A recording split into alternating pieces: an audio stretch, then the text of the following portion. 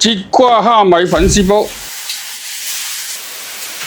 係啊，而家咪啱啦，你啲刮皮得啦，省啲毛先啊，咪吉人啊，刮就得。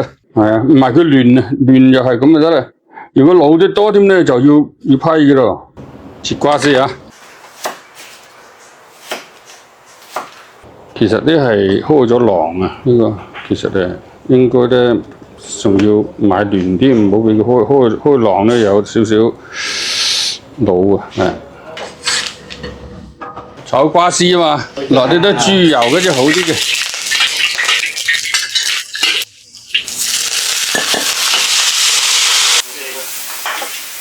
好香咧！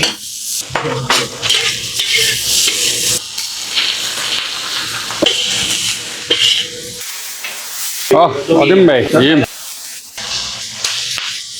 節瓜咧，你最好買啲未開囊嘅節瓜，少咗啲粉先，咪呢啲。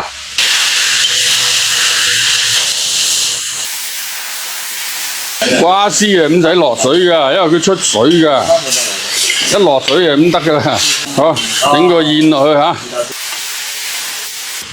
然後落得啲油。